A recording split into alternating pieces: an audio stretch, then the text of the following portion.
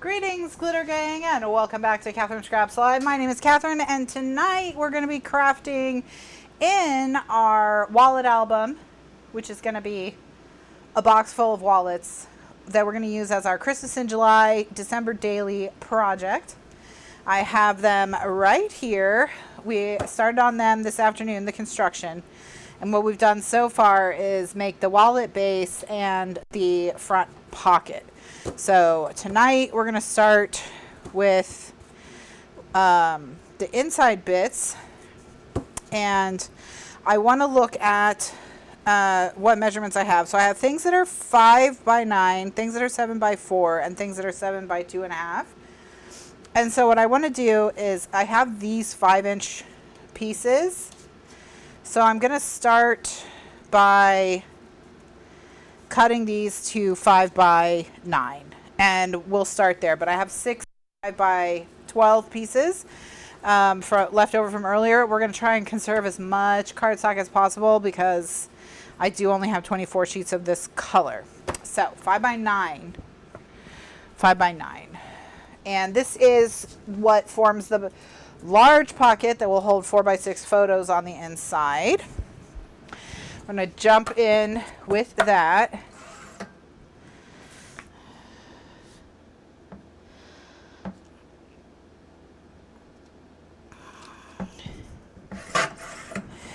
All right.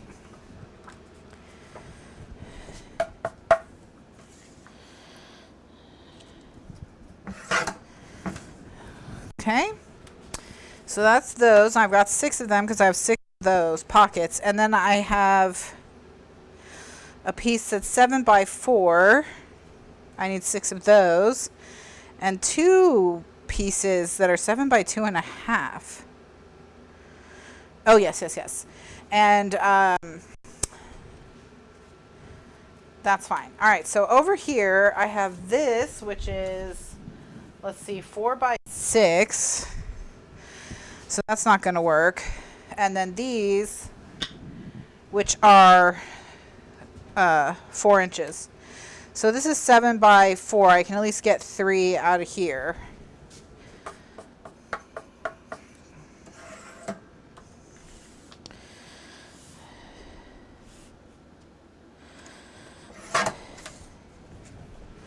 All right, 1, 2, 3 of those. So I've got this. I've done all 6 of these. I've got these 6 cut. I've got 3 of these cut. And then I have a bunch of scraps that aren't big enough for anything else that I need. So I need 3 more 7 by 4 inch pieces, which I can get from a sheet of cardstock.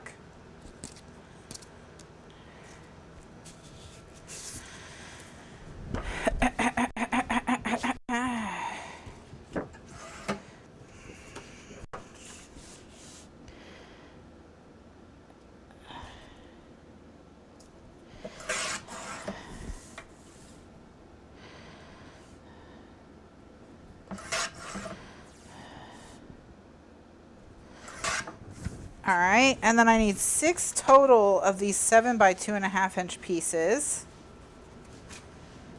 which I can get a few out of this, maybe 2, because yeah, it's 5 inches.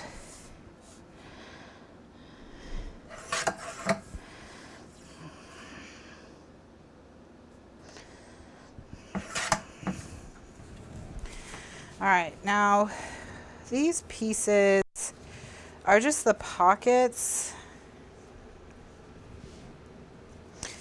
I wish there was a way to get them, but I mean, these are all my scraps. You can see my scraps are too small for anything measuring 7. So I'll have to cut yet another full sheet. Ooh, don't like it. Don't like it.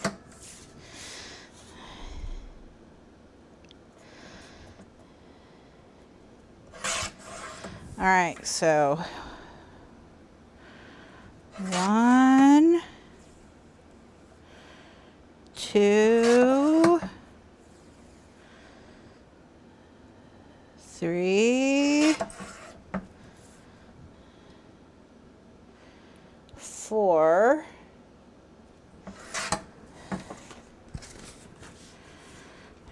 So 1, 2, 3, 4, 5, 6. That's half of them.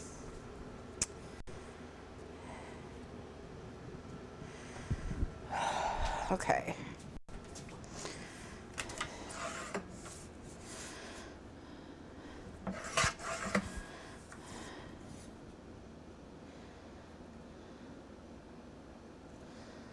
All right.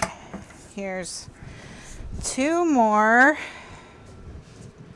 And then I'm going to take these 2 5x5 pieces and I'm going to tape them together and cut 2 more from it.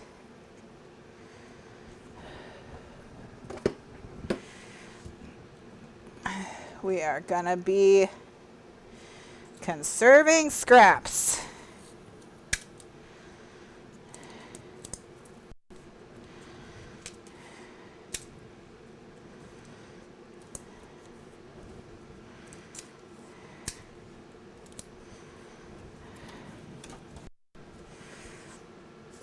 Okie dokie.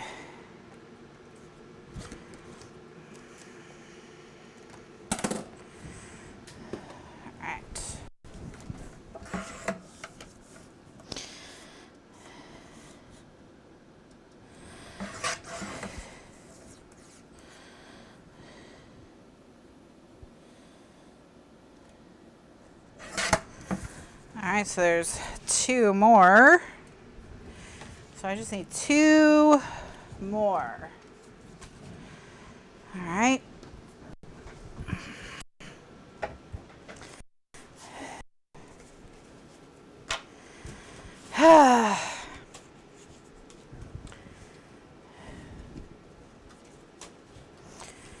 Well, well, well.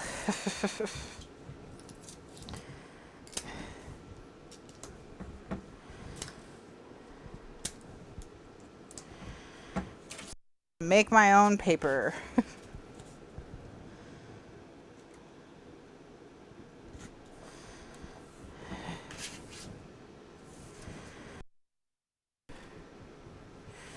All right, so I've taken 2 of these and it gave me a 6 by 8 inch piece. So I'm going to cut that down to 7 by 5.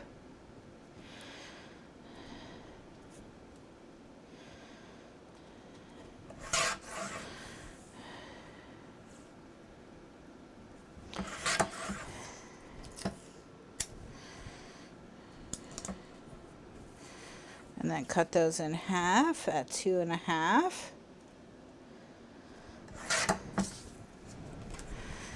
And that's it. That's all that we need. Okay. All right, we got everybody. So now we can start our assembly. We just need our little scoreboard.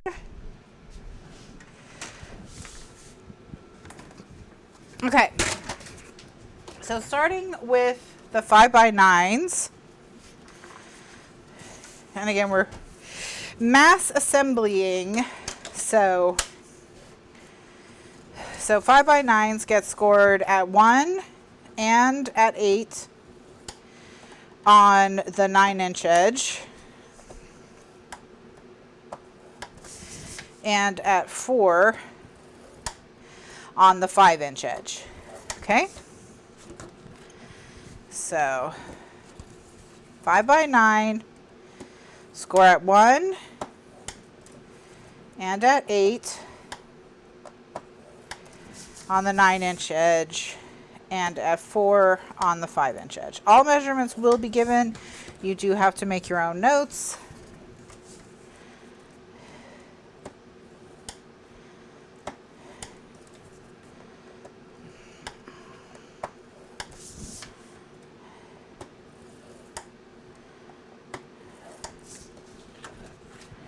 All right.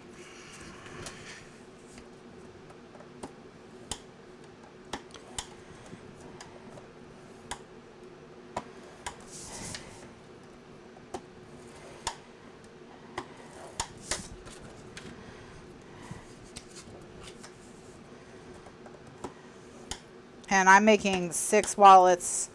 Of course, the idea is you can make as many wallets as you need. You're going to make either one wallet for every day if that's your thing, or one wallet for every major activity during the holidays that you want to record, however you want to do it. One wallet per week could be a way to do it.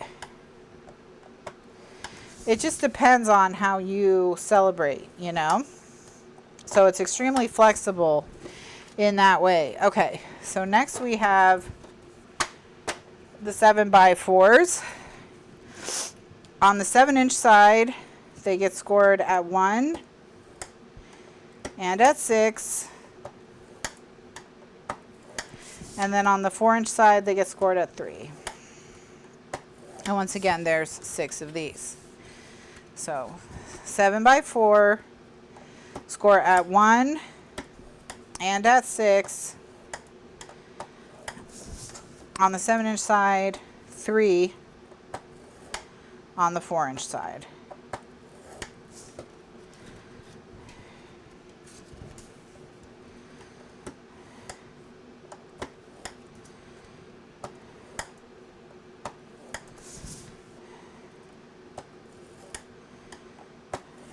Okay. And just keep going.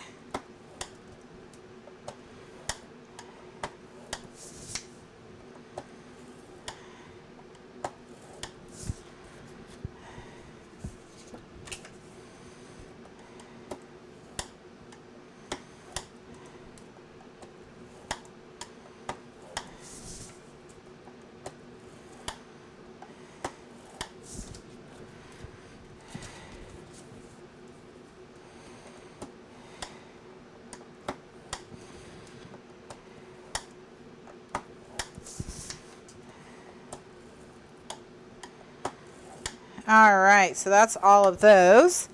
And then we have 12 of these because it's 2 per wallet. These are 7 by 2.5. On the 7-inch side, score at 1 and at 6.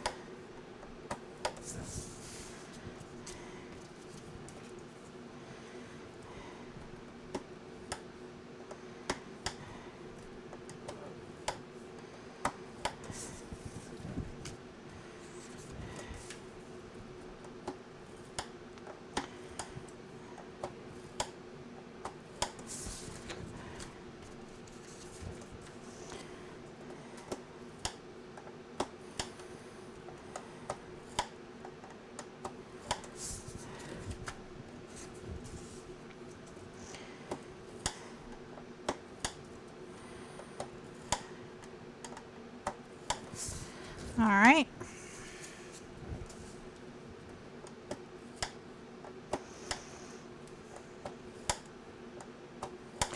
And then these are also going to get marked with a pencil 1 inch up or 1 inch in from any edge.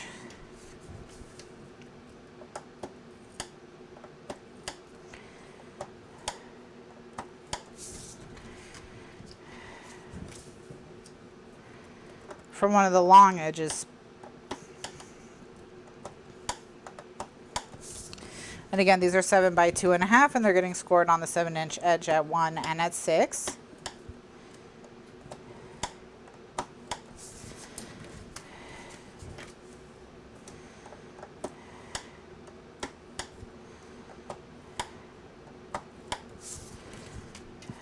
All right.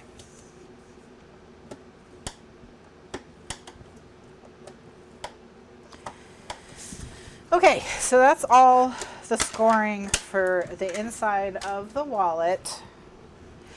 Now with these, we need to mark them 1 inch in from the edge.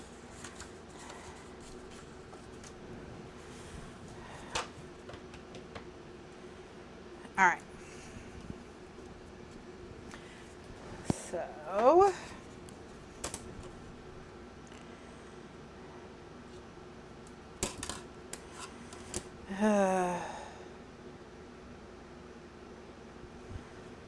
this is going to take a little bit of time. Just with a pencil is fine.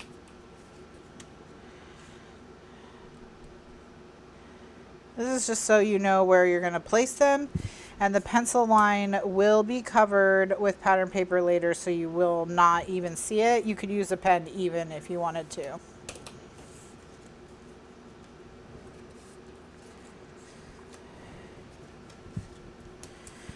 All right, so I hope you all had a wonderful afternoon. We had a rainy and windy evening here, but power is hanging in there. So hopefully we will be all set for an uninterrupted show. But when the rain started, I just thought, really? Really, rain? Really? Every Thursday? We don't want to take a break some weeks, mix it up, you know.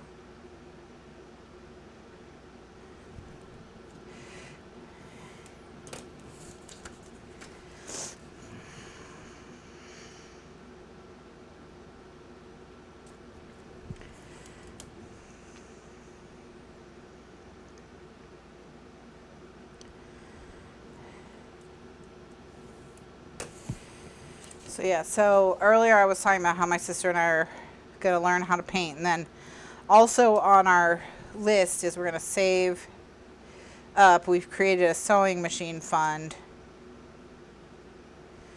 And we're each going to put some money in it. And then we're going to get a sewing machine for Christmas.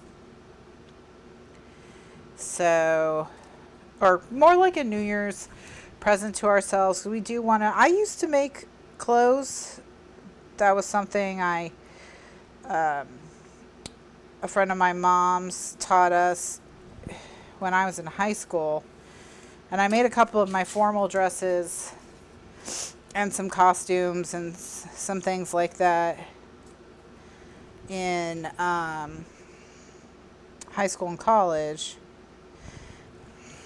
And then that sewing machine broke, and I took it to be repaired, and they were saying because it was such a cheap machine that there was no point in repairing it. I should just get a new one because the repairs would cost more than a new machine. So I just didn't do anything, and so I just stopped sewing. I didn't get it fixed, and I didn't buy a new machine. So that's that. But I remember a lot of the stuff. Plus, of course, now there's so many great tutorials online for anything you want to do, you know, which is not the same as when I was in high school and college. I mean, YouTube wasn't even invented until after I was in the workforce. So, you know, sometimes it feels like these technologies have been around forever, but they really haven't. Or maybe it just...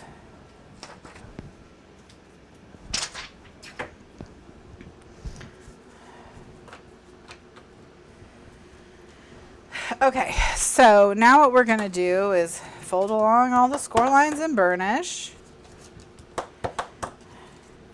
I think sewing looks beautiful on craft projects too, Judy. I agree with you there.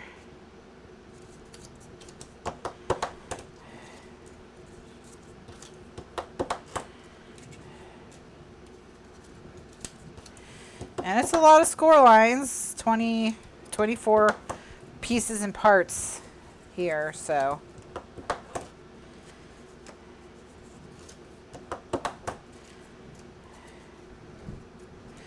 I'm going to keep the two that I made a little bit separate because I don't want both of them on the same project. So I want to make sure we only have one pieced together piece per wallet.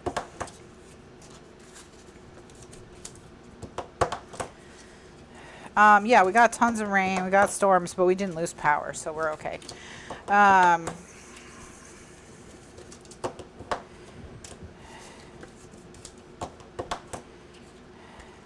right.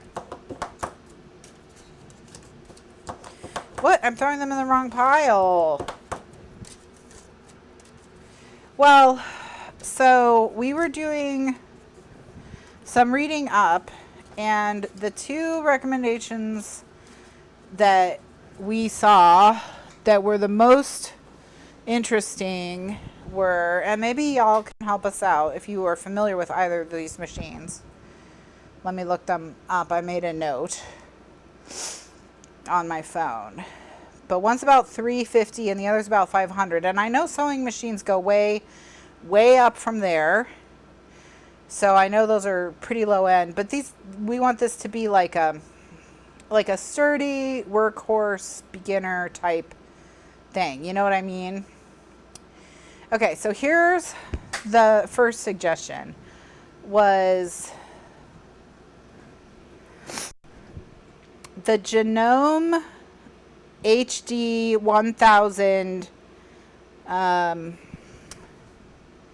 all metal body sewing machine. And the reason why this one was suggested is because at that price point, most machines are plastic, and the all metal body was, they said it's worth it to have the all metal body. It'll be much sturdier for longer, which is kind of what we were looking for, just something like basic but very much like a workhorse that would last and not need to be replaced.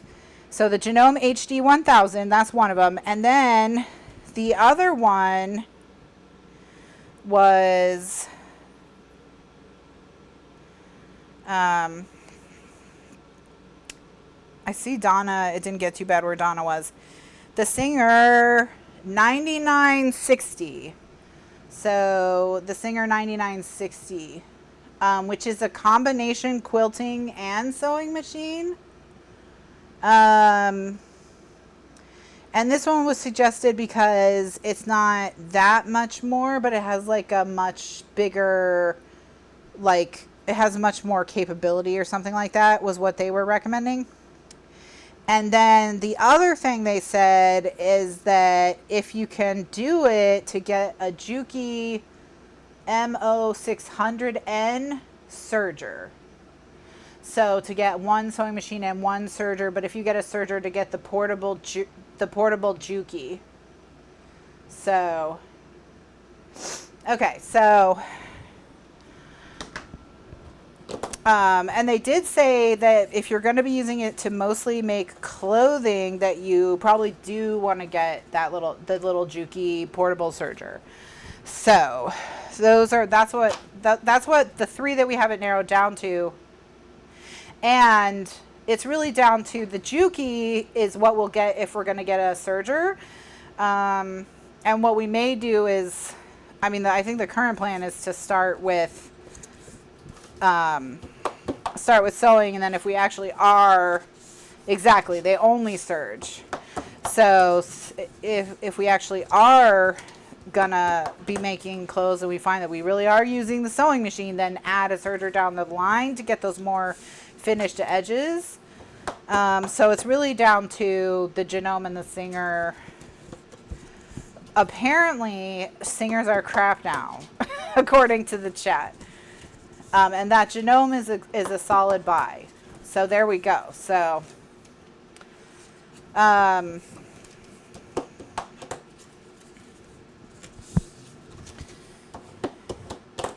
I think the machine I had was just a Brother I got for like $89 at Walmart.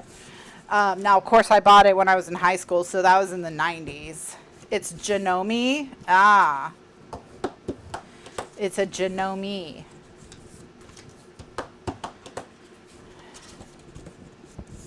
Okay. So the Genome HD 1000 or the Singer 9960 were the two we had kind of narrowed it down to, but apparently Singer hasn't been good for a while. Now, people really like that particular Singer, and they've been making it since 10, I want to say, or something like that. They've been making that model for a long time. I don't know what that means. I just assume it means they're happy with it. But I guess if they are not making great stuff.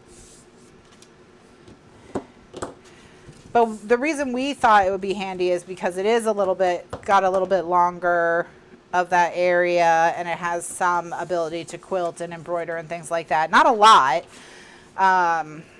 but some. But yeah, the one I had before was a brother. So, but I like the idea of a metal one. I told you all, you know, I like things to last, and I like things to be simple and solid.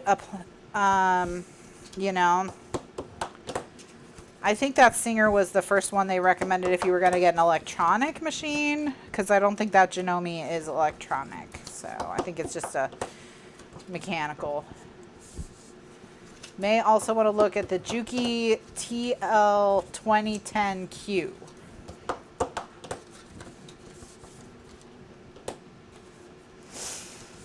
Deb said she never saw a Janome get returned, but she saw lots of Singers get returned. Okay, well that's not a good sign for Singer. Is Singer like the Fiskars of sewing now, where like they used to be like really amazing, but they've kind of let it slide lately?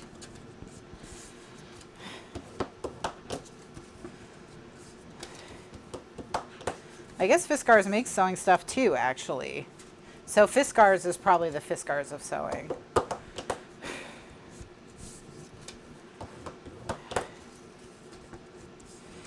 All right, so now everybody's folded and burnished. We're going to add tape.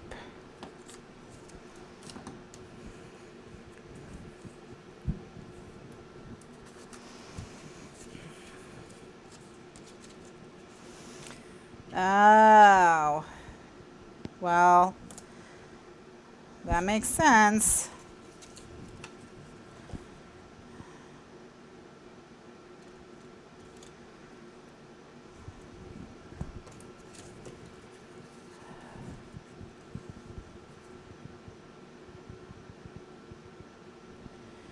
Okay, so Gretchen says if you're looking to check out Juki Junkies,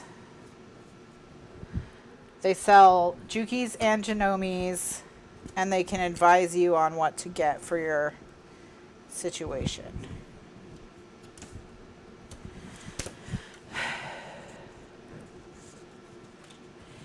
Yeah, I mean, I'm not like gonna say never on quilts, because you never know what you might get into, and I might be interested in quilting clothing and things like that, or quilting bags or things like that. I don't see myself making quilts like as in the thing you sleep under, because we just don't have a ton of use for them, which is not to say that I think that's the only thing that you can make, you know, quilting. You know what I mean? I know that's not the only thing that is quilted. But, you know, I just am not. I don't see us getting into making quilts like the blanket, which is why I was thinking of maybe getting, but I don't want to rule out the possibility of ever quilting anything, which is why we were kind of interested in that Singer, but it sounds like that Singer is like not the way to go, so.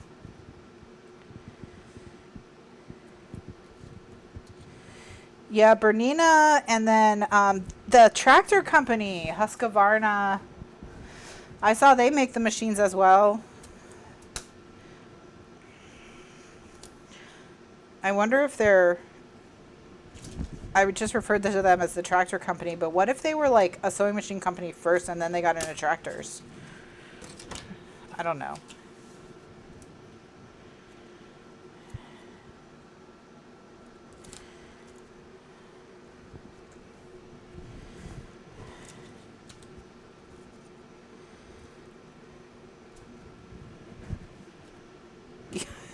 Gretchen says, I tried a Husqvarna recently and hated it.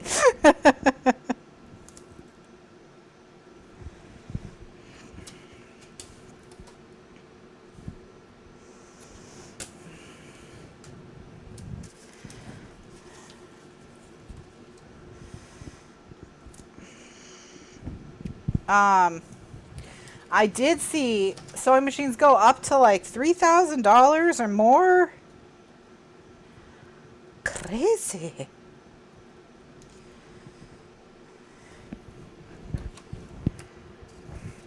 And what was really wild is Amazon, because, you know, Amazon is just weird now, but they were selling, one of the things that was suggested to me when I added those two to, well, I guess it's three, because I did add the serger as well.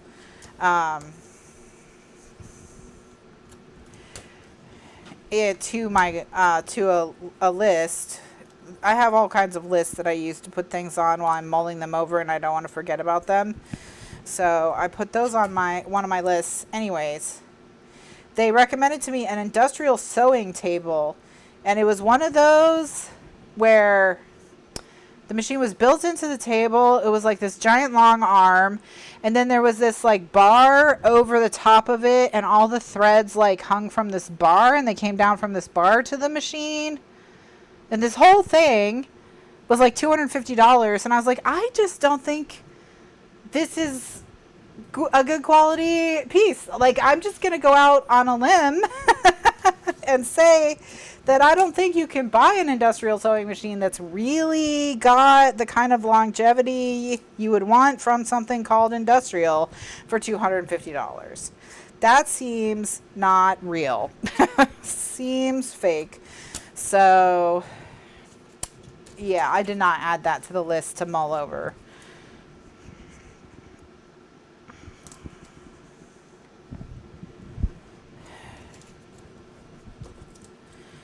I just want someone to make a right-handed sewing machine.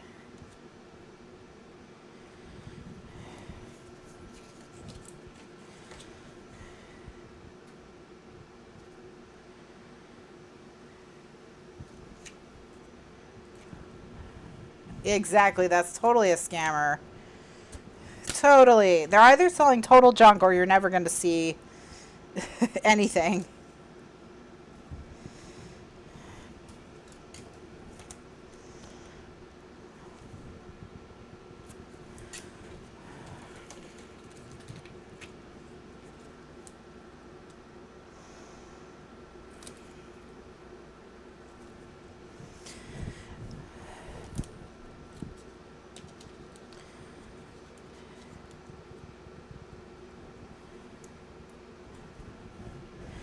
So anyways, so that's kind of, that was our thought. Now, if we go with that Janome, we don't have to save up for as long.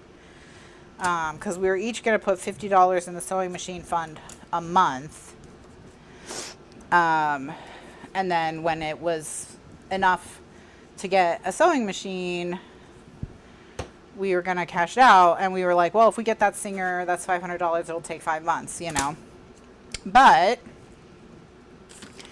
if we get the Janome, it'll take 3.5 months. So, all right. Oh, well, I don't know. I'm not done. I don't know why I thought I was finished. All right, here we go. We will continue to add tape and talk about sewing machines. So, never mind.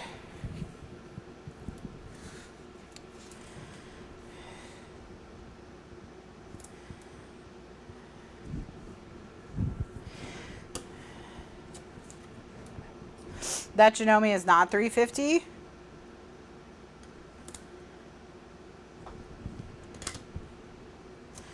Well, that's what it is at Amazon right now on the list. $344.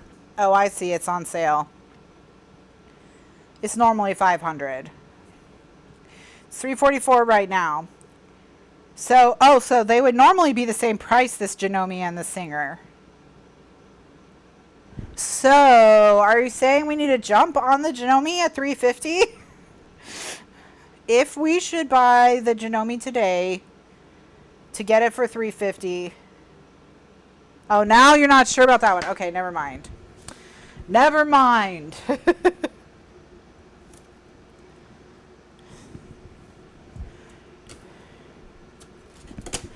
But basically, this all kind of came about because we've been talking about a lot of, you know, I used to be able to make clothes, and what we really want to be able to do is alter clothes, lightly alter clothes.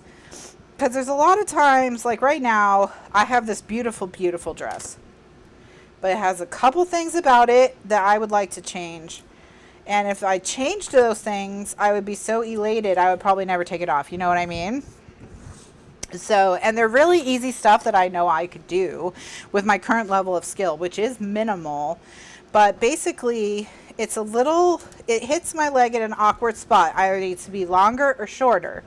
And I really wish it had a bow to cinch it a little bit at the waist. And so I thought I could fix I could fix those things at the same time, because the ruffle on the bottom, it has a big ruffle on the bottom, about 6 to 8 inches of ruffle.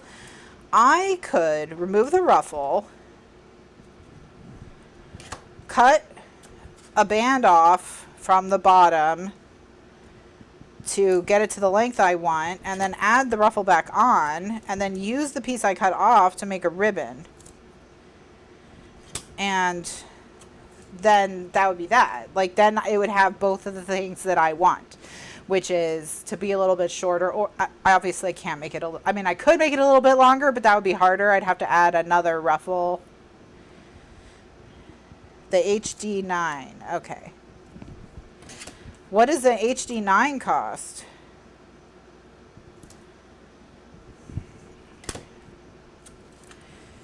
Versus an HD10. Anyway, so I thought, you know, I could do that, and then I would like this dress a lot better. And so I think it's stuff like that.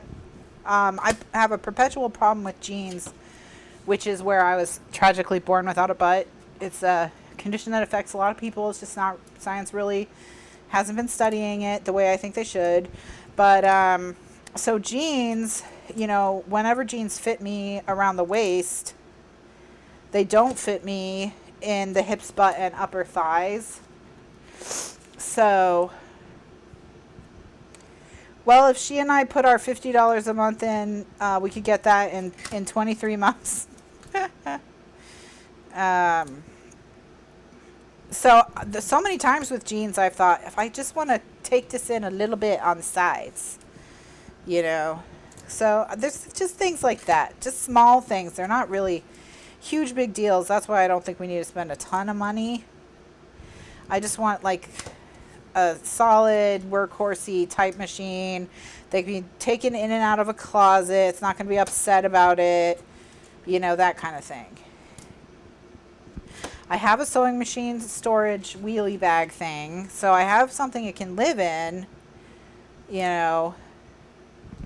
I have the kind with the steel bars that it's like a steel bar cage, and you put the sewing machine inside it, and then you zip the cover over it. That's what I have.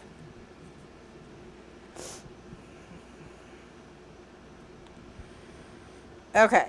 Well, that makes sense, Gretchen. So Gretchen's saying anything under 500 is not going to be an investment piece, but for making basic clothes and doing basic alterations and repairs is probably fine. Yeah, I mean, basically what we are talking about with these hobbies is we're willing to put money into them once we know that we're willing to put time into them. Does that make sense? So I might be willing to spend $1,000 on a sewing machine. I've spent $1,000 on a printer before. You know, sometimes when you're really into a hobby, you are willing to spend big money on tools, right? But I need to know that I'm really into the hobby first. You know what I mean? I have to prove that I'm willing to put the time in to get good at it, to actually do it. Ooh, Ken's Sewing Center has the HD 1000 for $300. Well, I probably wasn't going to get it from Amazon because the articles that I read said it's better to get them for support reasons and repair reasons. It's just better to get machines from sewing shops and not big box stores of any kind, which makes total sense to me. Mostly things just hang out in my Amazon cart, not in my cart, on my lists, for me to just have all my thoughts in one place. Oh my gosh, so much tape and I'm not even done.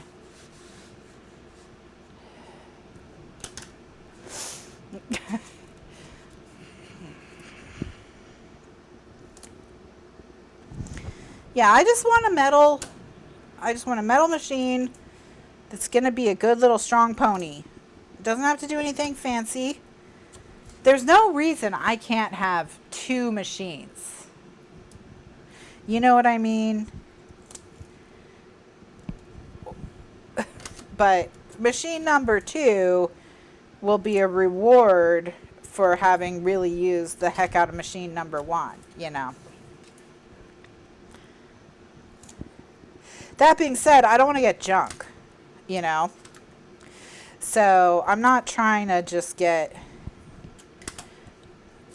something really junky either. I always tell people I want the Toyota of whatever. You know, I'm looking for the Toyota of sewing machines. So actually, did you know that Toyota used to make sewing machines? So that's before the war, I think. That's how far back, but yeah. It used to make industrial looms and sewing machines. And we just watched a documentary on this Japanese jeans company. Their jeans cost $2,000 because they're hand loomed, hand custom. They're bespoke, basically. And yeah, they have a guy who uses an old-fashioned loom, and he hand looms the fabric for the jeans, and then they make the jeans from that fabric. But, and those jeans cost $2,000. But they also have denim looms that they use that are like industrial looms, and they said they're not the same. They have the shuttle. They work the same as if a person was doing it. They just do it themselves. It's not the spinning looms that they use now. These are old-fashioned. And when they showed them, they said Toyota on them. And I was like, wow. And they looked ancient. Ancient. But they still work, which is why I want the Toyota of things. So.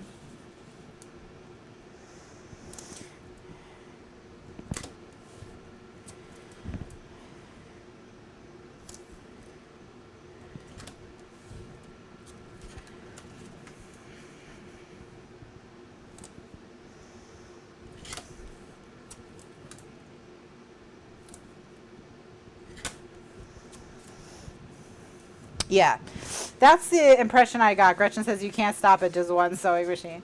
Ella says she does the same, meaning like she's got to prove to herself that she's in the hobby for the long haul and she's going to use the tool before she upgrades to the fancier version.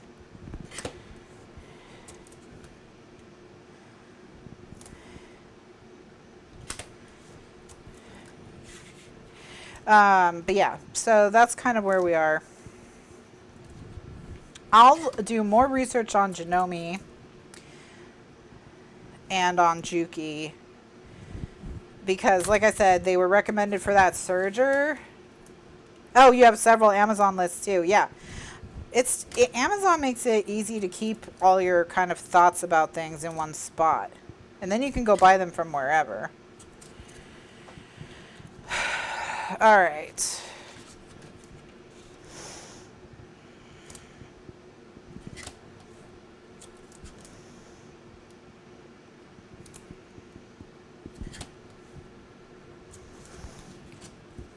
So yeah, we'll just, we'll have to see, but we're going to get started with the painting first and then save up for the sewing machine.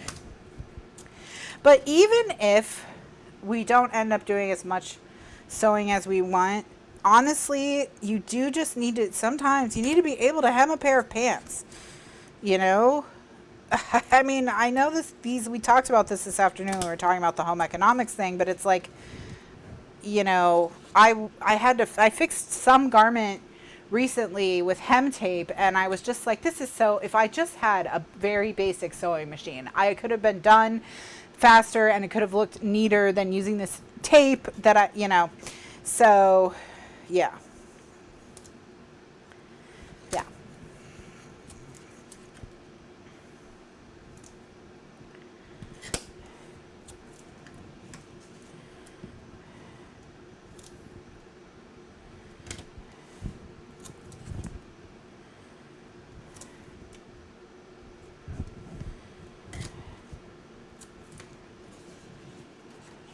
Pants hems are usually done by hand. No! Well, yeah, because they're so skinny. It's skirt hems that you do on the machine, or do you do those by hand too? Is it how it looks finished on the outside that determines the technique? I want to get a book from the library that's like a Sewing 101 book that I can read, because that's the other thing I like to do is when I'm considering a hobby, I like to do a lot of research about it ahead of time to help me like get educated and get excited. You know what I mean?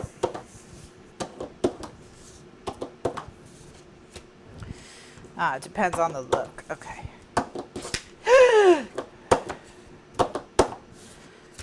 It's just bent. It's not torn. We're okay.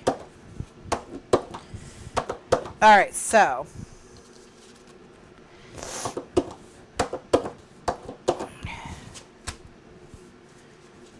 we are almost ready to put a bunch of wallets together.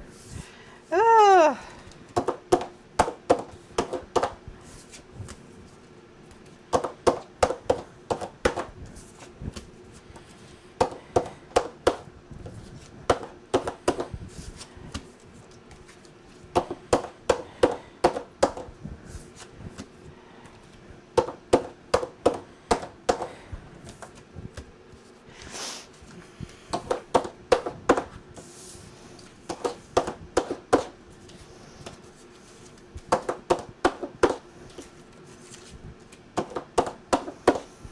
All right, so now that everyone is burnished, we can cut these apart and start final assembly or final construction.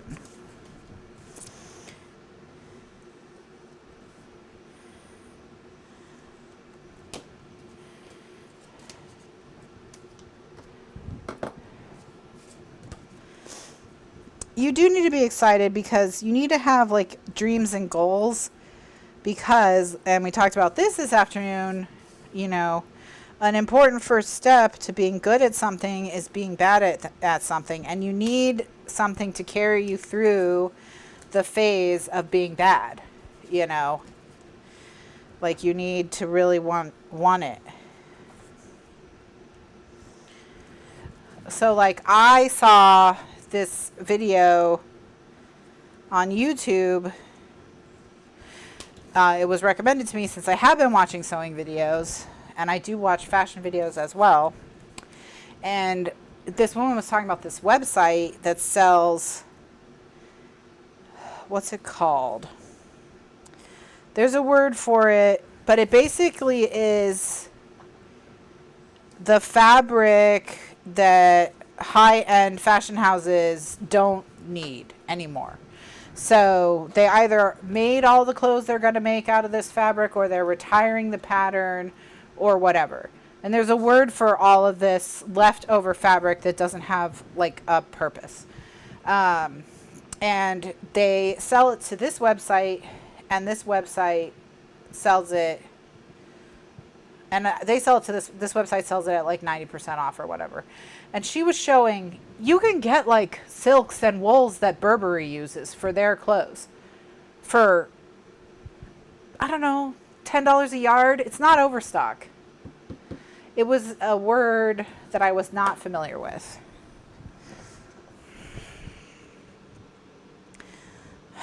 Was it backstock?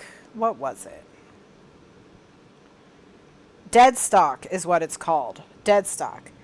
So I texted my friend who's really into sewing about it. The website is Belgarian Fabrics.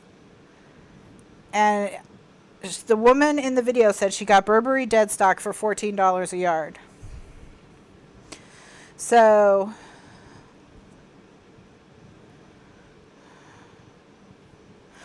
but yeah, dead stock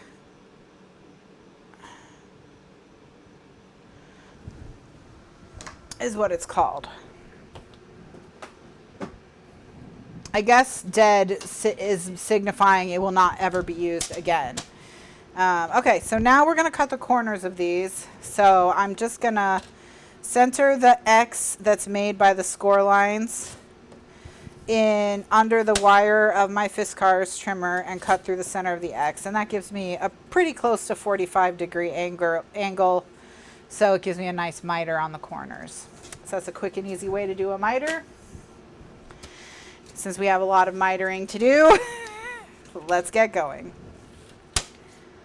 Belglarian, Belglarian,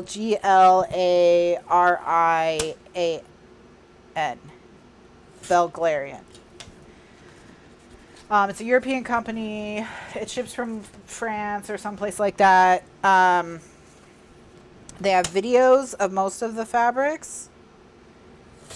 But yeah, it was, and some of them you can't get a ton. You know, some of them they only have a little bit, but some of them you can get, you know, 5, 6, 10 yards, whatever you need. I don't know how many yards you need to make outfits.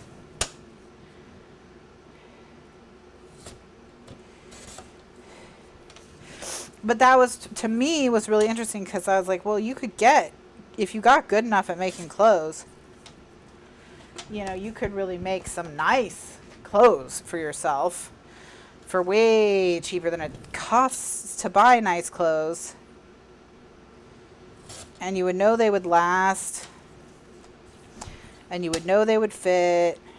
That's kind of what is like my down the line thinking, you know.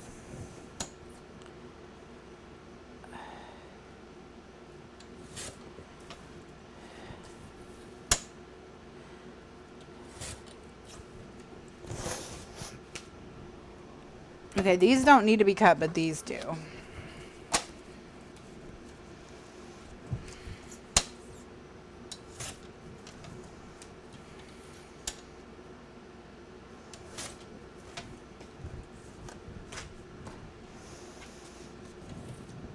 So Ella's been getting herself excited about physical fitness by going to exercise classes, and now she's going to add a personal trainer. See? Excellent work, Ella. Congrats.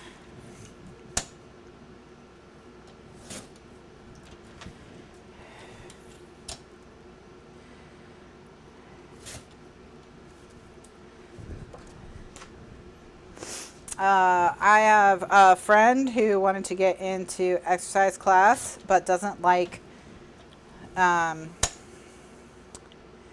going places. So they got a Peloton and they love it. They say the classes are so fun. That is an investment. That bike is not cheap. And then the classes are also not cheap.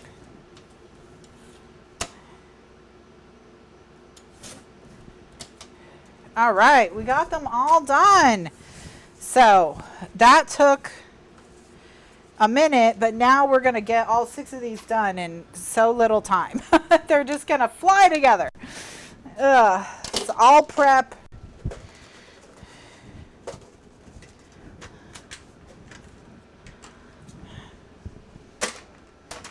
All right, let's start with these. Okay, this is the big pocket. On the inside, it can go on either the left, in which case you would go into it with your right hand, or it can go on the left, in which case you would go into it with your left hand. I'm going to put mine on the left because I am right-handed.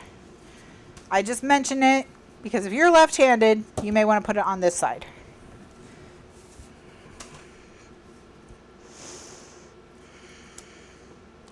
So I'm going to go through and add this pocket to each of these.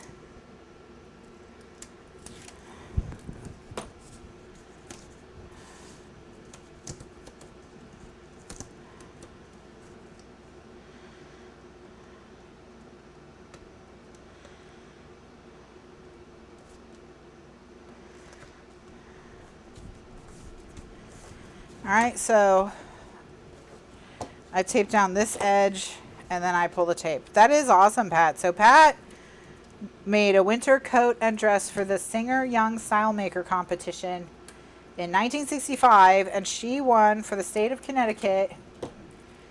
She won the 600E machine, which she has used for 50 years. Well, it's interesting because one of the articles I read was talking about how, you know, if you can find them, the vintage machines, a lot of them still around, still going strong, you know, still awesome. And they talked about a few that were very popular, so there's lots of them around, of these machines that, you know, are very old. Like one of them they suggested was the Featherlight. That thing looks like it was from like Laura from Little House on the Prairie could have been using it. It probably isn't that old. It definitely did look old though.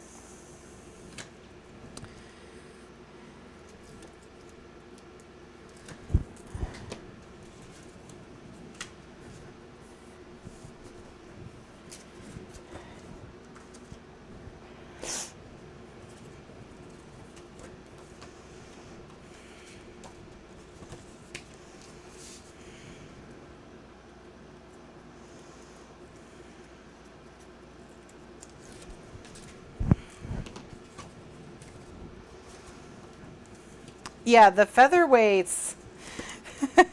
I'm like, compared to what? Because that thing looks like it weighs as much as a car.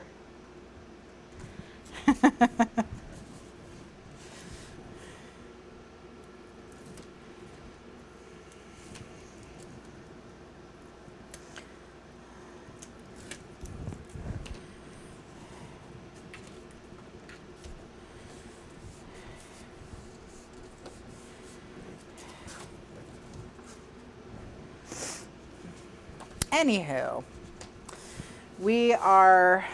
so anyway, that's our project. But like I said, we think tomorrow will be our first painting day. So we were thinking Fridays might be a good day to do it.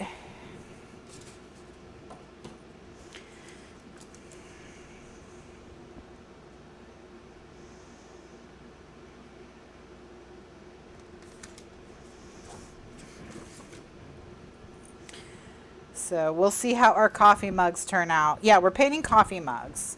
Lesson 1 is negative space. And the way that they're teaching us negative space is we're going to paint 2 coffee mugs. One will be a white coffee mug where the negative space is the mug, and we're just painting the background around the mug and the shadows below the mug and, you know, that sort of thing so that the mug is white, you know. So that's the first part of the lesson, and the second part is the opposite, where the mug is gonna be painted a color, and then the pattern will be painted on. The pattern will be left blank. So the mug is supposed to have white flowers on it, but they're not, you know, you're not painting white flowers on it. You're just leaving them blank. So that's the second part.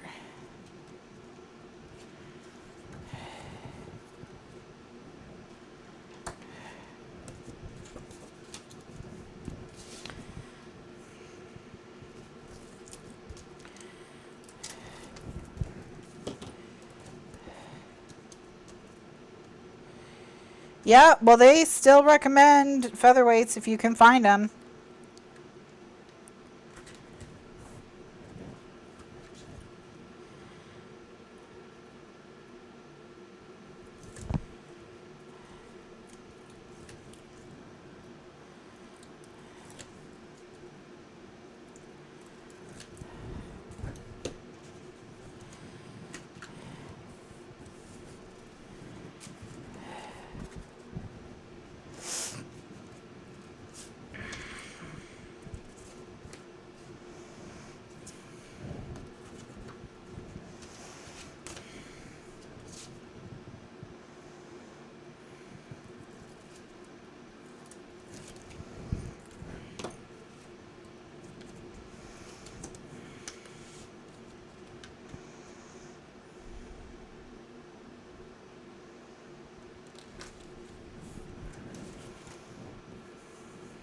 Yeah.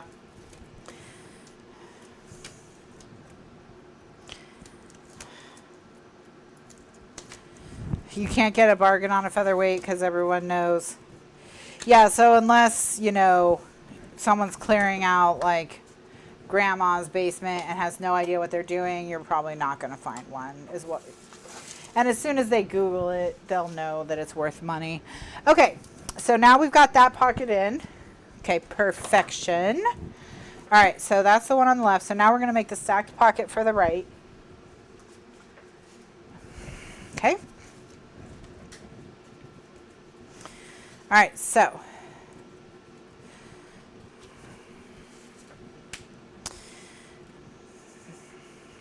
this piece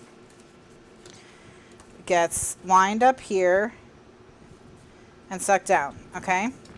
So these are the 2.5-inch pieces that have a pencil line an inch up from the bottom. And we're just gonna line up the top of one with the pencil line on the other.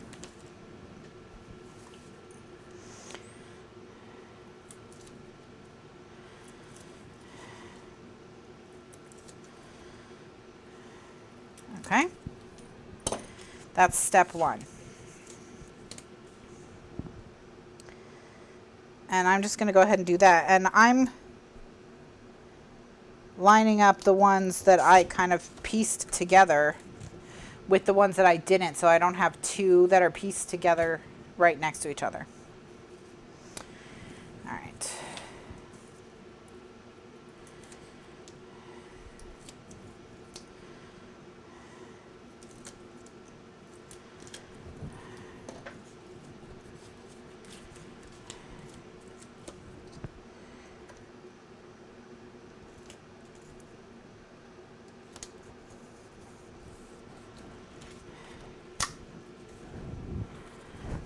Going to kind of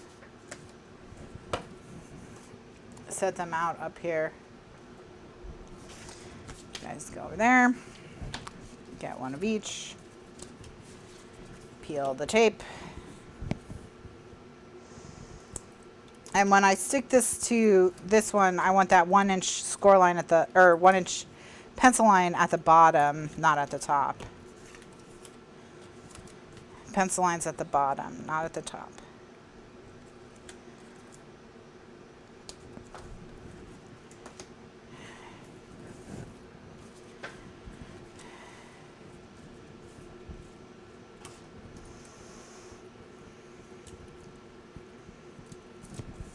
So maybe next week I'll have some terrible coffee mugs to share with all of you.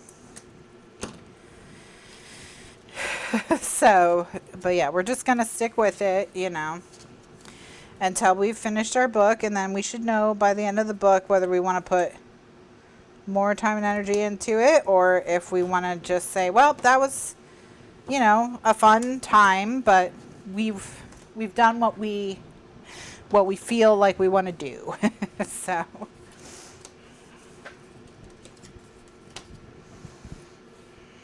And we don't need to progress further, so we'll see.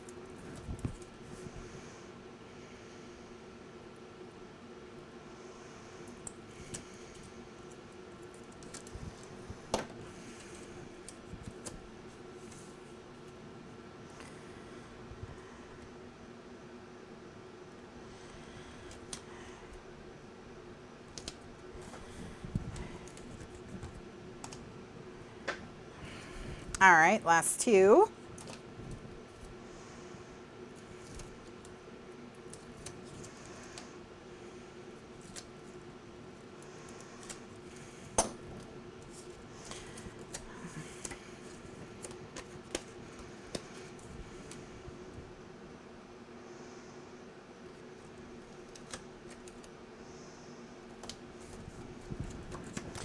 Okay, now at this point, before we move on to the next phase, we want to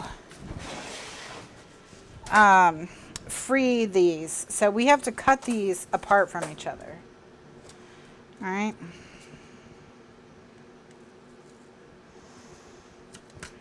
Okay, so that they can both be out to the side like this. All right.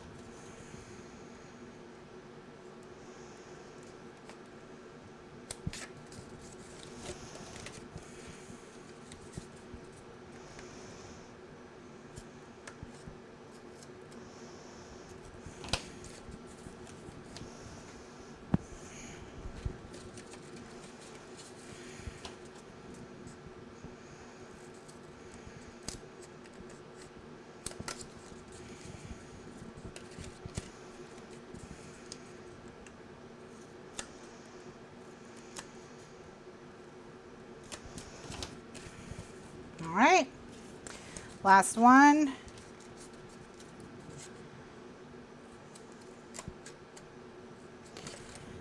And remember, this is how this then forms pockets that slide all the way to the bottom. Okay?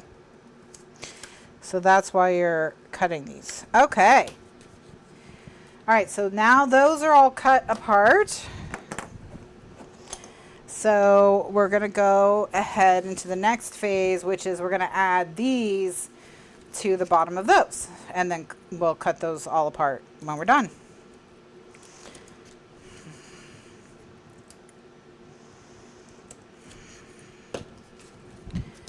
All right.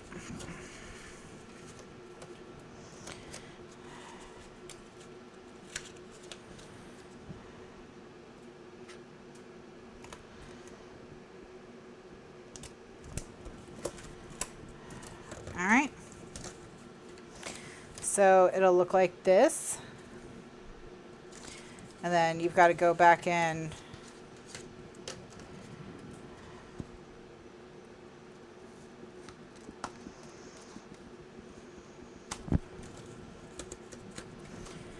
and cut these.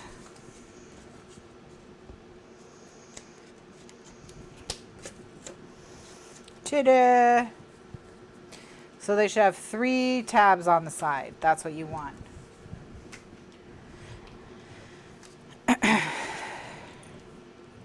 All right.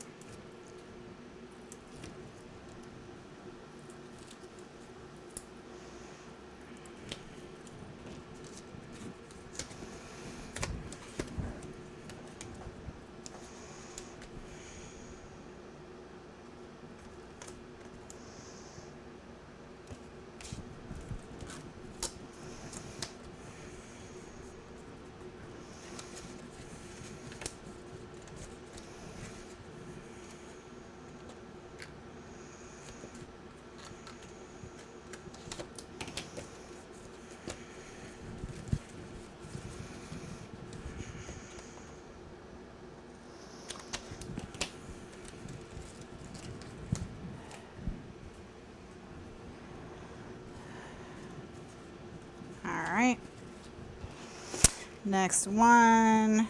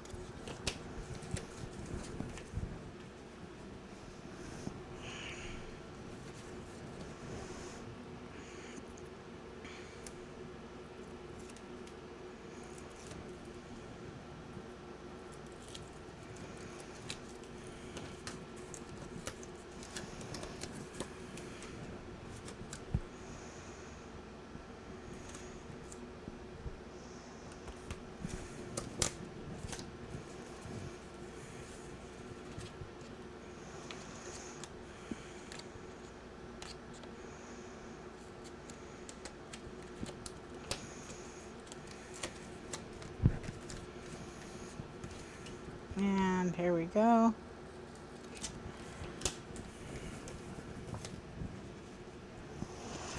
And here, just 2 more and then we're done.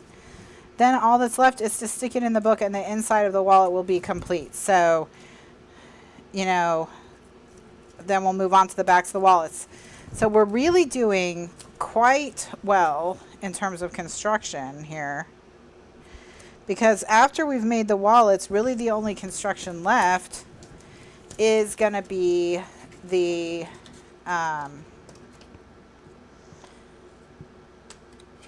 box. So after we've made the wallets, we'll plan our box. make our box, and then as we decorate the wallets, we can add them to our box and it'll be really cute. So that's kind of what we're going to do. So we're going to do, you know, full construction on all the wallets, get those done. I don't know that we'll be able to finish them totally tonight, but we can at least get it so that we can definitely finish them up next week. Then we'll plan our box and construct our box.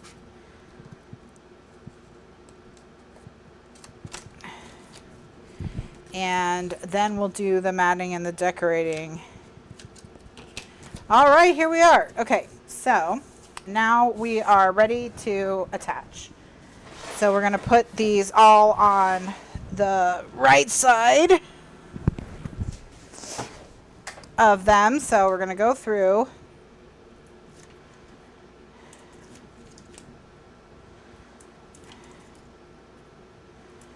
Let's just remove the rest of the tape.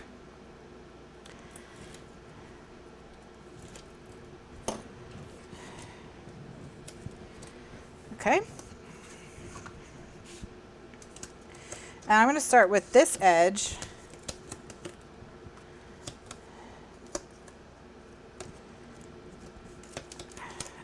I want to line up this edge with this score line and then the bottom.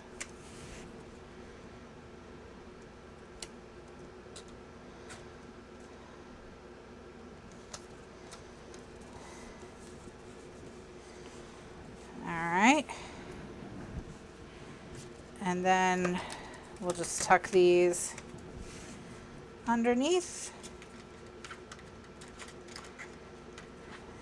and burnish. For the box, we're just going to need heavyweight chipboard and cardstock. And I'll probably pick a contrasting cardstock so that we don't use up a ton of the green on the box. But we'll see. All right, so now you can see, well, I don't know if you can see, that these all go all the way to the bottom. So, okay, see, there's the 9.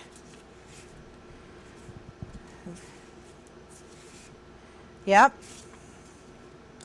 So they're all going all the way down to the bottom. So you can get more in each pocket. So this one will hold something 5 by 7 or, you know, 4 by 6, something smaller, something smaller. So each pocket's going to hold a different size. All right. Pocket number 1 down. Just 5 more to go. And then we'll be done with the insides of the wallets. Oh my gosh. Oh my gosh.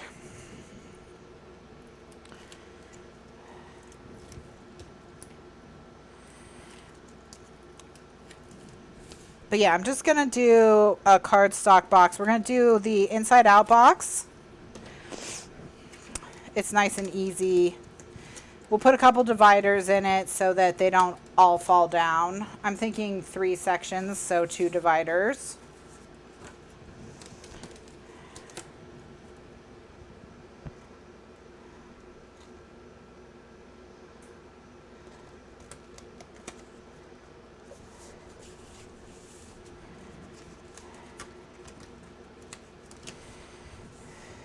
All right. Burnish, burnish, burnish, burnish.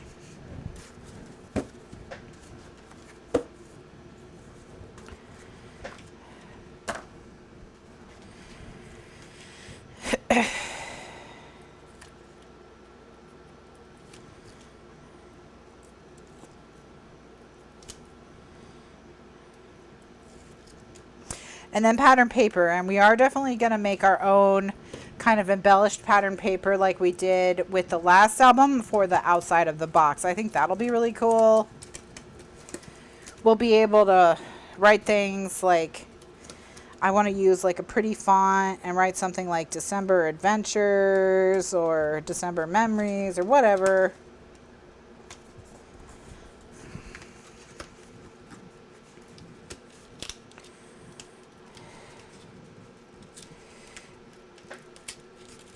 I have torn my envelope. Something has gone very awry here.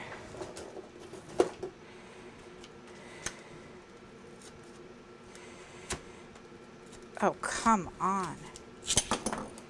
You've got it. Really? What? Ugh. Okay. Wow.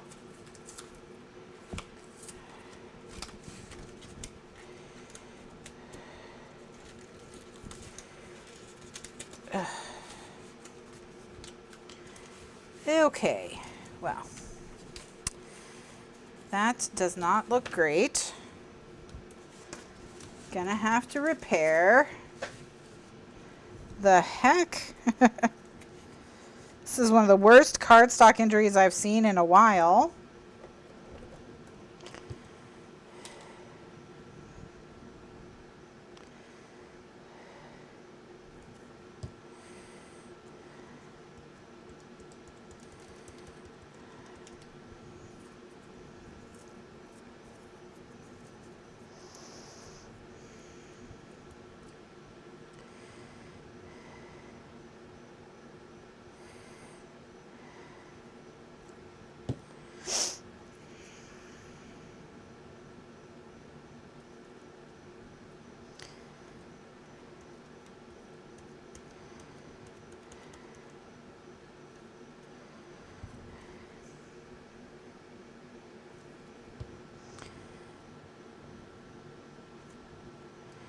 Now, if I'd wanted that tape to stick, it never would have.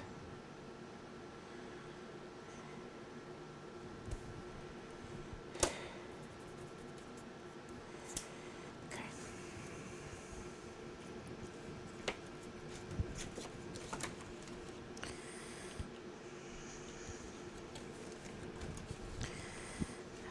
All right. So what I'm doing is I'm just putting anywhere that the tape, the cardstock has separated from itself. I'm just putting glue and sticking it back down, trying to get to kind of like a baseline level of health.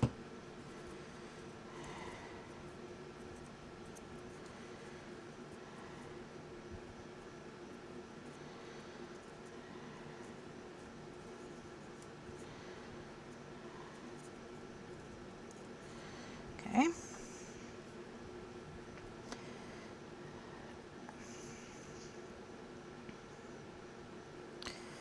Cardstock is layers of paper, so we're just going to try and put the layers back together a little bit here.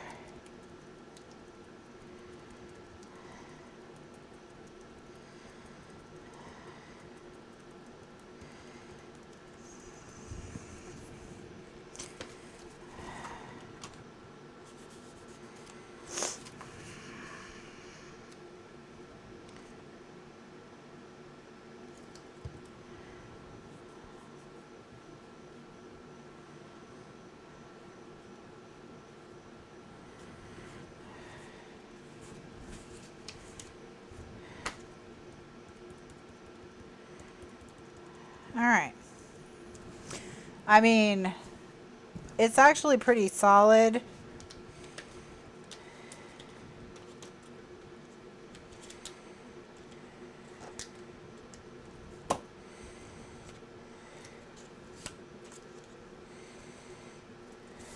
Okay.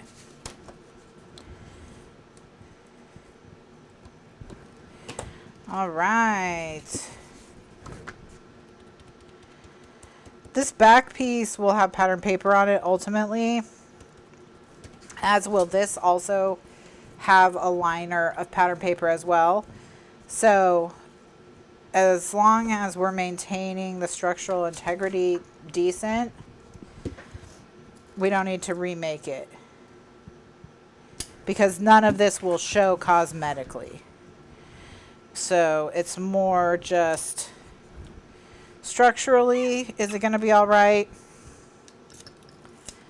Not none of it. A little bit of it will show right here in the corner, but not too bad. All right. And like I said, this will all get covered. So I think we're in good shape. Oof, that was rough, but we got through it. We didn't panic. Everything is A-okay. My goodness gracious.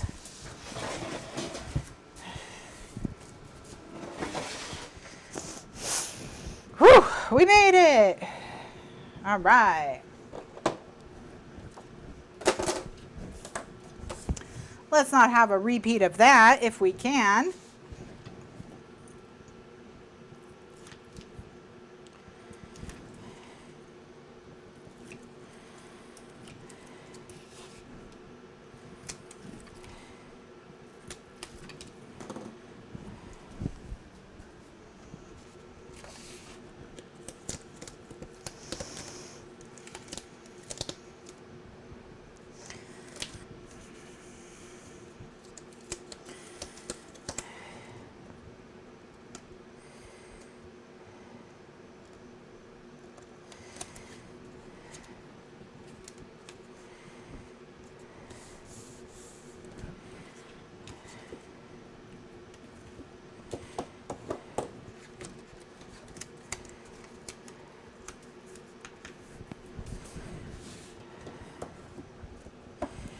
Yeah, nothing's going to stop us now. Not after that.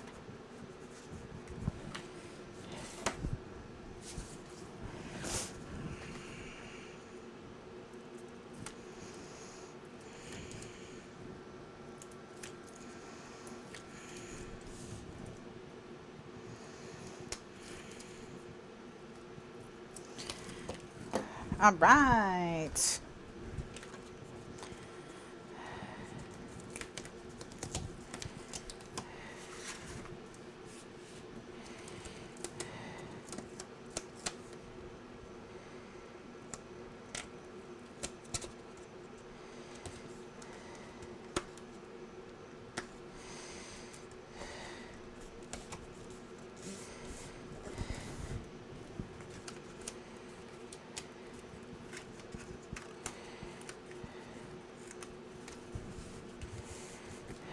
All right.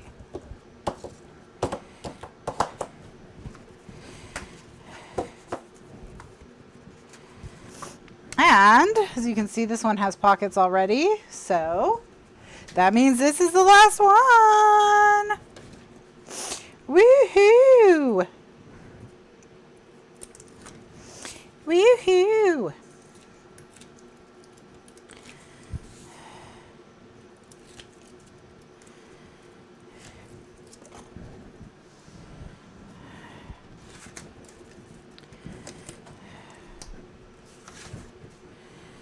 All right.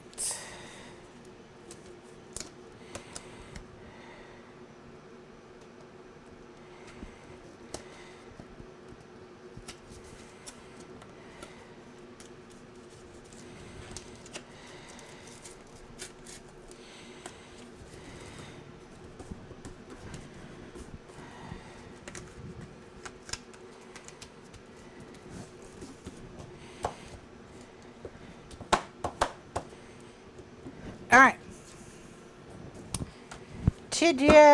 Okay, so we did it. So that's all of the wallets, the insides are done now. So all of the wallets on the insides are done now.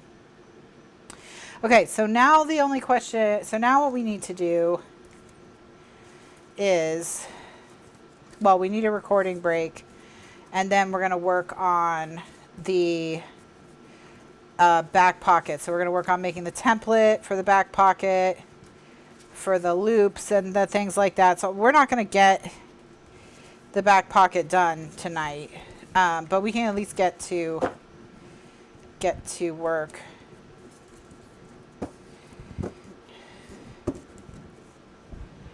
Well, the last book I finished, I let someone talk me into reading Riley Sager's new book. And then though I swore after the last Riley Sager book, I was never reading another Riley Sager book again, ever. And everyone was like, okay, but like everyone agreed that the last one was really bad and this one is really good. So you should give him one more shot. And guess what? It was really bad. Riley Sager is bad, okay? He just sucks. So anyway, if you like Riley Sager, congratulations to you. But no, I refuse. Todd, I'm not reading any more of your books. Okay. All right, so I'm just going to press these down. I read the only one left, the last one left. Whatever the new Riley Sager book is called. That was the last book I read, and it was bad. Don't recommend. 0 out of 10 stars.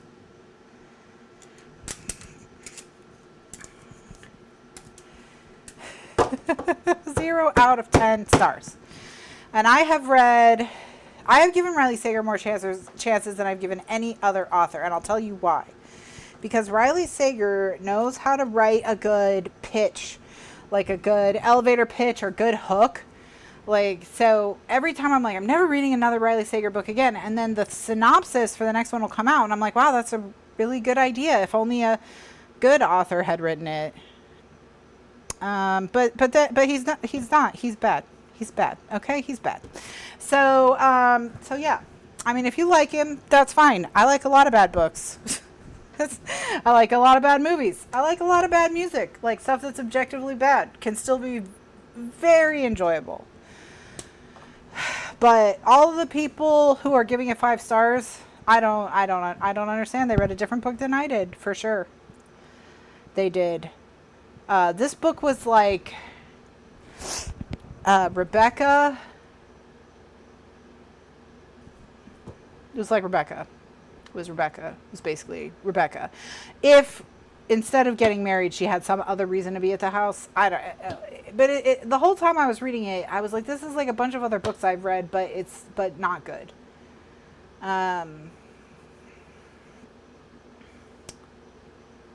Yeah. The Coinky Dinks were ludicrous. It had to be set in the 80s because all of the problems could have been solved with modern technology in 5 minutes, which would have been fine if it had mattered that it was set in the 80s, but it didn't matter that it was set in the 80s. You know what I mean? It could have been set literally at any time, at any place. So, like, he didn't flavor it with the 80s. He didn't have any 80s themes. It could have been set in now. Like, someone overdoses on fentanyl. I actually stopped reading to Google when fentanyl was invented because I didn't think it was invented in the 80s, and I was wrong. It was around in the 80s. I don't think it was the same problem in the 80s that it is now.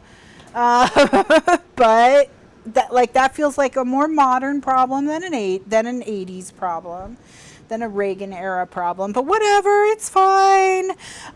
So anyway, yeah, the only one left. I didn't like it at all. And now I really, for real, am not reading another Riley Sager. I read the one about the chick who gets paid $4,000 to sit in an apartment, and she can't sit in the apartment and ends up getting into trouble because she won't sit in the apartment. That one, I read that one. Home Before Dark. I also read Home Before Dark. That's a haunted house one that's basically like Bly Manor. Not Bly Manor. The Haunting of Hill House. That's the Haunting of Hill House one. The Final Girls one I read. I didn't like that. I have not liked a Riley Sager book. He has good ideas. He has one set in the 90s where a woman at college does a rideshare to get home for the holidays, and she realizes partway through the rideshare that she might have gotten in with like the campus serial killer. Okay, that's fine. She's trying to figure out what to do about it. That's an interesting premise. That book was so terrible that I was like, I'm not reading another one. Didn't read the one that came out after that. Read this one because everyone was like 5 stars, Riley Sager is back. That should have been my clue when they said Riley Sager is back, because Riley Sager has never been here. Okay? Anyway, whatever. If you love Riley Sager, comment down below how wrong I am, and I just don't appreciate the genius of Todd Ritter. Anyway, okay. So, that's how you make the wallets. And don't recommend the only one left at all. Which is the last thing I read. I don't know what I'm going to read next. I haven't picked my next book. If you have any suggestions, let me know. I do have a graphic novel checked out from the library. It's very dark and very scary. Not sure I'm going to finish it. It was like, it seemed like it was going to be like Stranger Things, but it is, and it kind of is. It's like if Stranger Things met Jumanji, but it was horror, like actual adult horror. So it's very dark, very, very dark, very intense, very dark. All right, anyway, so I'm going to do a recording break here. Well, we have half an hour left. What we'll do in the next part is we'll make the template for the flaps and see if we can make at least the flaps on the back pocket. What I mean by that is we need to make the template for how to cut this flap here, and we need to make all these loops. So we'll work on that for, you know, 25 minutes, and then we'll head out. So that'll be the next video, and then that'll be it for this week, and we'll be back next week with more. So thanks so much for watching, everyone. If you want to see what happens next, click ahead to the next video in the playlist. If you're watching on YouTube and there isn't one, just wait. It'll be there in a day or two. If you're watching in the archives, of course, just go ahead and go to the next video, and I will be back with the template for the flap. Thanks so much for watching, and I'll see you in the next one. Bye now.